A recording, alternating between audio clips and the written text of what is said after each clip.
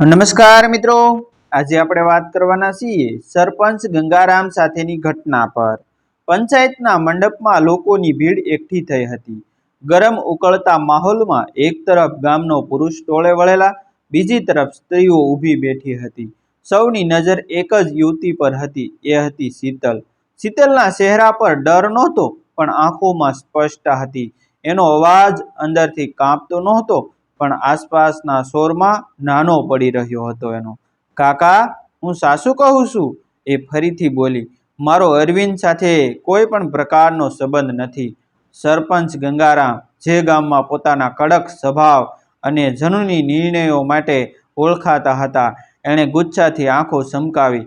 એની નજર તીક્ષ્ણ હતી, જાણે કોઈ તલવાર। તો પછી મંગલે તને અરવિંદ સાથે કેમ જોઈ? ગંગારામનો અવાજ ગાંજતો ગયો। રાત્રે કોલેજની બસ મોડેથી આવી, અંધકાર હતો, રસ્તો એકલો હતો, અરવિંદ માત્ર સાથ આપવા માટે આવ્યો હતો, એટલું જ શીતલે સમજાવવાનો પ્રયત્ન કર્યો, પણ ભીડમાંથી સિસાટો પડ્યો। છોકરીઓને મર્યાદા રાખવી જ પડે, કોઈએ કહ્યું કે આજના જમાનાની છોકરીઓને કાબૂમાં રાખવી મુશ્કેલ છે, બીજાએ ઉમેર્યું। શીતલના પિતા નાથાભાઈ જમીન તરફ નજર ગડાવીને બેઠા હતા। એનું મૌન શીતલ માટે સૌથી મોટું ઘા હતું। શીતલને આશા હતી કે પિતા એકવાર બોલશે, એકવાર એની બાજુમાં ઊભા રહેશે, પણ પરંપરાની ભારે સાંકળો પિતાના હોઠ પર તાળા મારી બેઠા હતા। ત્યારે પાછળથી એક અવાજ ઉઠ્યો, જો શીતલ ખોટી છે તો અરવિંદ કેમ નિર્દોષ? એને કેમ નહીં બોલાવાયો? મંડપમાં એક ક્ષણ માટે શાંતિ છવાઈ ગઈ। એ પ્રશ્ન સત્યની ગંધ આપતો હતો, પણ સરપંચે દાઢી ખંજવાળતા ગુસ્સાથી કહ્યું કે અરવિંદ છોકરો છે, છોકરીઓ માટે નિયમ અલગ હોય છે, એ મર્યાદા તોડે તો ખોટું। આ સાંભળીને શીતલ ઊભી થઈ ગઈ।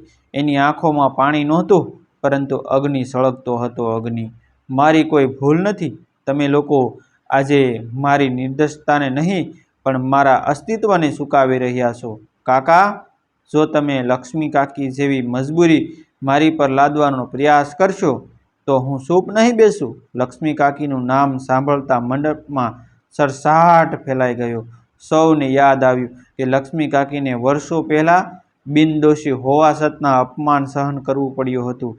એના પતિએ એને ઘર બહાર કાઢી નાખી હતી, અને આખું જીવન એણે ગામના ખૂણે ખૂણે કામ કરીને પસાર કર્યું હતું।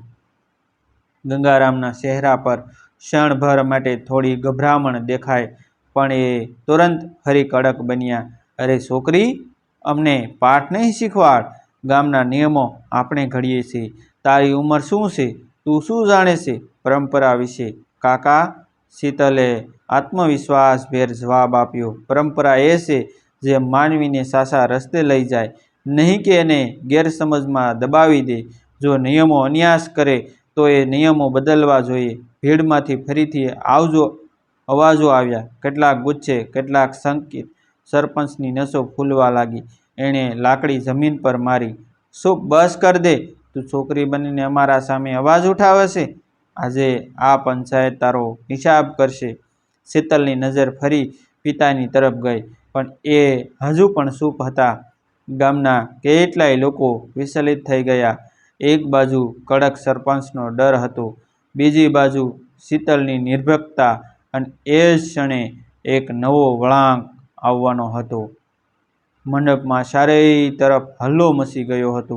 કોઈ શીતલને દોષ આપતું, કોઈ એની બહાદુરીની પ્રશંસા કરતું, તો કોઈ માત્ર દ્રશ્ય નિહાળી રહ્યું હતું। ગામના લોકોના ચહેરા પર અનેક પ્રકારની લાગણીઓ હતી, ડર, આશ્ચર્ય, શંકા, અને ક્યાંક ક્યાંક સહાનુભૂતિ। શીતલ એકલી ઊભી રહી, જાણે આખા ગામ સામે જંગ લડી રહી હોય। એની આંખોમાં ચમક હતી, પણ અંદરથી એ દુઃખી હતી, કારણ કે એણે પોતાના પિતાને એક નજર કરી, છતાં એ ચહેરા પર કોઈ હલચલ દેખાઈ નહોતી। નાથાભાઈ, સરપંચે પિતાને સંબોધ્યા, આ તારી છોકરી છે, તું જ કહેજે તારે શું કરવું છે? ગામની આબરૂ બગાડનાર દીકરી સાથે તું ક્યાં સુધી જીવશે? નાથાભાઈએ હોઠ ખોલ્યા, પણ શબ્દો બહાર આવ્યા નહીં, માત્ર એક ઊંડો શ્વાસ। એ મૌનનો અર્થ શીતલ માટે ઘાતક હતો। એણે આંખોમાંથી પિતાને પ્રશ્ન કર્યો, શું હું તમારી દીકરી નથી? શું તમે મારા માટે એક શબ્દ પણ નહીં બોલો? મંડપની પાછળ ઊભેલી અમુક સ્ત્રીઓ વચ્ચે સિસાટો ફેલાયો. એક વૃદ્ધ સ્ત્રીએ ધીમી અવાજે કહ્યું કે નાથાભાઈનું દિલ દુખે છે, પણ એ સરપંચનો ડર સહન કરી શકતા નથી. આ વચ્ચે મંગલ, જેણે શીતલ અને અરવિંદને જોયા હતા એવો આરોપ મૂક્યો હતો, એ આગળ આવ્યો. હું જોતો હતો, રાત્રે આ બંને એક સાથે ચાલતા હતા.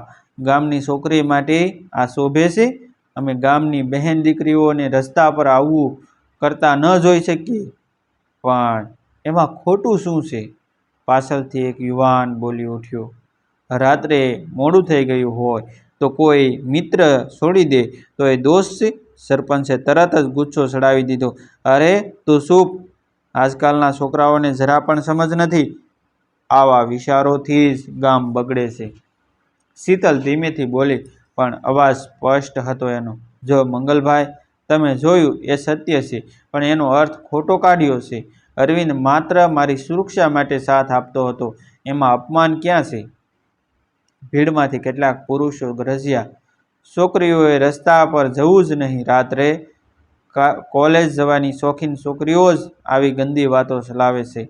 શીતલના કાનમાં આ અવાજો ગાંજતા હતા, પરંતુ એણે હાથ મજબૂત કરીને કહ્યું, કોલેજ જવું મારો અધિકાર છે.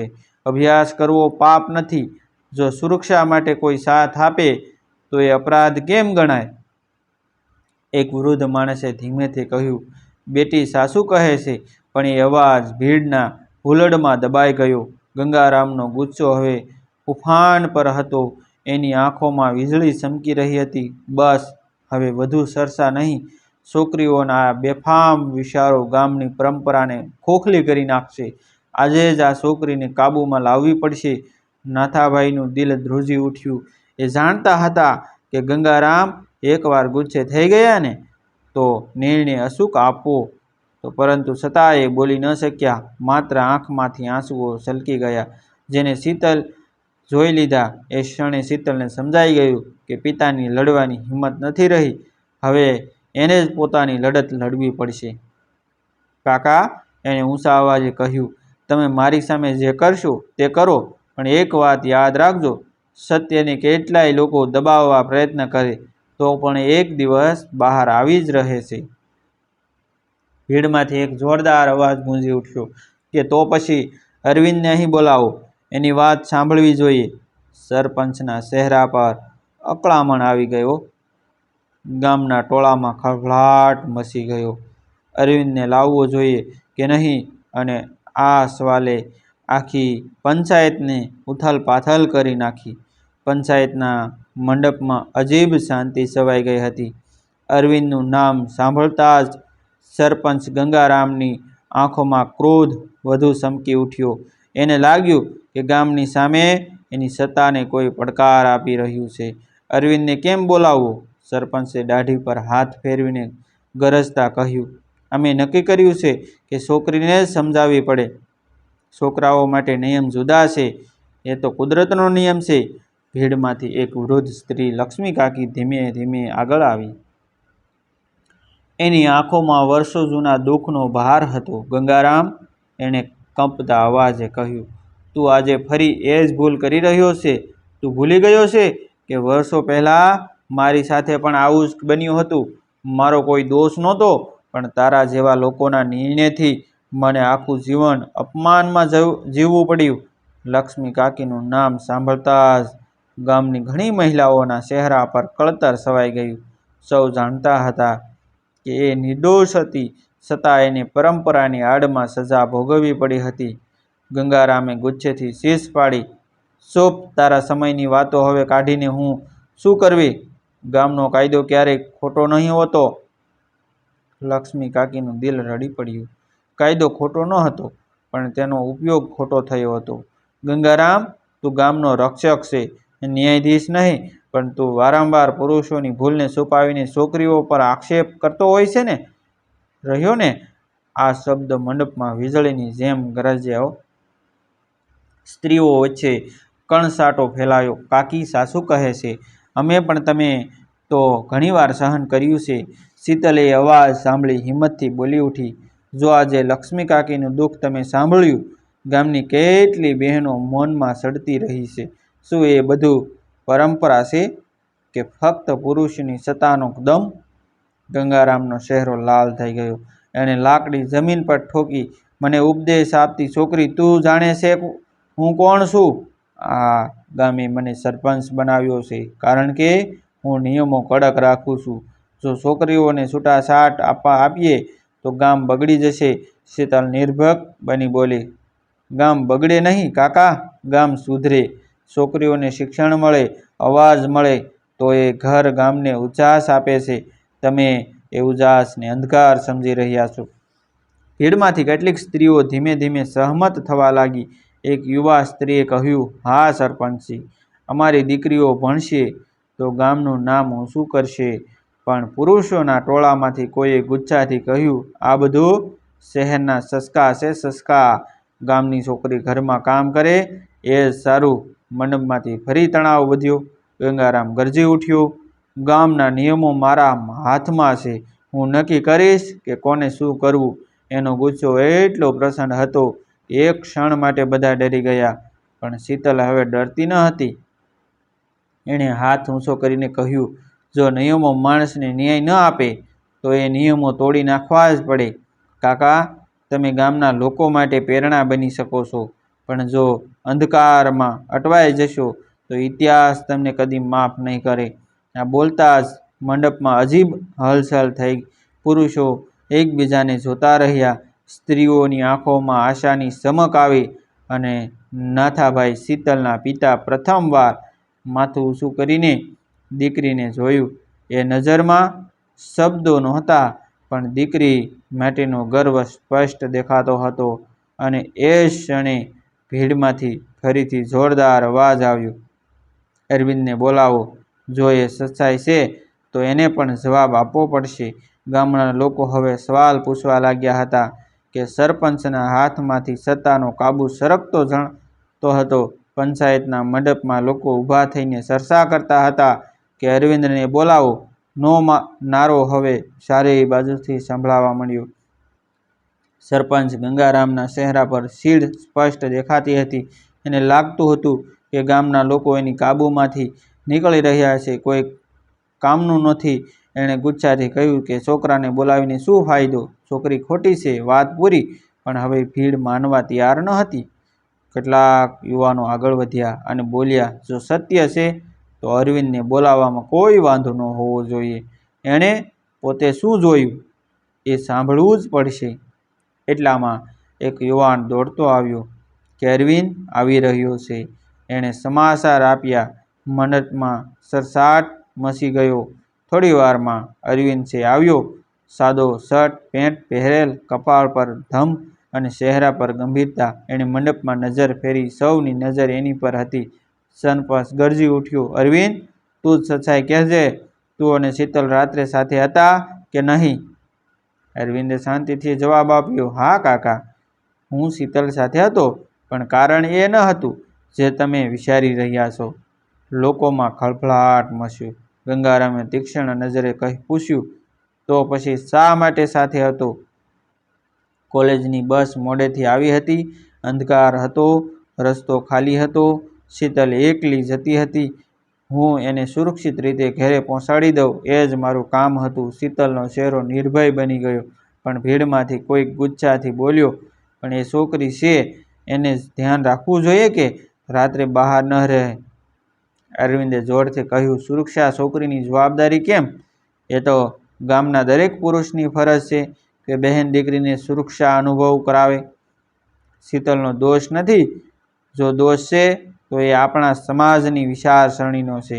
આ સાંભળીને મંડપમાં ગજબનું મૌન છવાઈ ગયું. સ્ત્રીઓની આંખોમાં આશાનું કિરણ બંધાયું. નાથાભાઈના ચહેરા પર પહેલીવાર દીકરી માટે જે છે એ ગર્વ ઝળહળ્યો. પણ સરપંચનો ગુસ્સો કાબુ બહાર થવા લાગ્યો. અરે છોકરા, તું મારી સામે ઉપદેશ આપે છે? ગામના નિયમો મારે ઘડવાના, તારા જેવા છોકરાઓએ નહીં. શીતલ આગળ વધી, કાકા, ગામના નિયમો જો અન્યાય કરે તો એ નિયમો તોડવા જ પડે. અરવિંદ માત્ર સત્ય કહ્યું છે, તમે એને પણ ખોટું ઠરાવશો. ગંગારામે શીશ પાડી, બસ હવે કોઈ બોલશે નહીં, હું જે કહું એ અંતિમ. પણ એ ક્ષણે ભીડમાંથી અવાજો ગુંજવા મળ્યા, ના સરપંચજી ના, આ વખતનો નિર્ણય ગામનો હશે, સત્યને દબાવી નહીં શકાય. ગંગારામની સત્તા પહેલીવાર પકડાઈ રહી હતી. પંચાયતના મંડપમાં તણાવ ચરમસીમા પર હતો. સરપંચ ગુસ્સાથી કાંપતો હતો, પરંતુ લોકો હવે મૌન દાસ ન રહ્યા. લક્ષ્મી કાકી ઊભી થઈ. ગંગારામ, તારા નિર્ણયથી કેટલી નિર્દોષ સ્ત્રીઓ બલી ચડી ગઈ, પણ આજે નહીં. આજે આ ગામ તારી એકતરફી હુકુમતને સ્વીકારશે નહીં. મંડપમાં તાળીઓનો અવાજો ગુંજ્યા. સ્ત્રીઓએ પહેલીવાર ખુલ્લેઆમ અવાજ ઉઠાવ્યો હતો અને યુવાનોએ સમર્થન આપ્યું. નાથાભાઈ ધીમે ધીમે ઊભા થયા. એણે કંપતા હોઠથી કહ્યું કે ગંગારામ, આજ સુધી હું ચૂપ રહ્યો, પણ આજે મારી દીકરી માટે અવાજ ઉઠાવું છું. શીતલ નિર્દોષ છે. જો તારે એને દોષ ઠેરવવી હોય તો પહેલાં મને દોષી માન, કારણ કે મેં એને ભણવા મોકલી, મેં એને સપના આપ્યા. ભીડમાં સન્નાટો છવાઈ ગયો. શીતલની આંખોમાં આંસુ આવી ગયા, પણ એ ખુશીના હતા. હવે ગંગારામ એકલો પડી ગયો હતો. એણે ચારે બાજુ જોયું, કોઈ એની સાથે ઊભું નહોતું. એની સત્તા, એનો ક્રોધ, એનો અભિમાન, બધું છે જમીનમાં તૂટતું ગયું લાગ્યું. થોડીવાર મૌન રહ્યો, પછી ભારે શ્વાસ લઈને બોલ્યો, સારું, જો ગામના બધા લોકો કહે છે કે શીતલ નિર્દોષ છે, તો હું પણ સ્વીકારું છું. પણ યાદ રાખજો, નિયમો તોડશો તો ગામ બગડી જશે. શીતલ શાંતિથી બોલી કે ગામ બગડશે નહીં કાકા, ગામ સુધરશે અને બદલાવથી જ આવતી પેઢી સુરક્ષિત બનશે. આ શબ્દો મંડપમાં ગુંજ્યા. બધાએ સાંભળ્યા. લક્ષ્મી કાકી આંસુઓ પોસા કરતી બોલી, આજે ગામની દીકરીએ અમને શીખવાડ્યું છે કે સત્ય માટે અવાજ ઉઠાવવો જોઈએ. પંચાયત પૂરી થઈ, પણ એ દિવસ ગામના ઇતિહાસમાં લખાઈ ગયો કે શીતલ હવે ફક્ત એક યુવતી ન રહી, એ ગામની પ્રેરણા બની ગઈ. ગંગારામ માટે આ ઘટના એક કડવો પાઠ બની.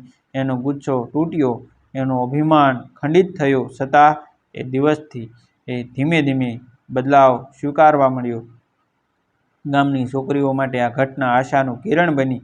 તેમણે શીખ્યું કે મૌન રહેવું નહીં, પરંતુ સત્ય માટે નિર્ભય બની અવાજ ઉઠાવવો જોઈએ. અને આમ શીતલની હિંમત, પિતાનો મોડો પરંતુ સાચો સાથ અને ગામના જાગૃત અવાજોથી એક નવી શરૂઆત થઈ. લેખક PB Gujarati story, PB Bhalia. અવાજ મિત્રો, આવા જ નવા જીવન ઉપયોગી, જીવનમાં એક નવું શીખવા મળે, જોવા મળે એવા વિડીયો જોવા માટે અમારી ચેનલ સાથે બન્યા રહેજો અને અમારી ચેનલને સબસ્ક્રાઈબ કરી દેજો. જય હિન્દ, જય માતાજી, જય માતાજી.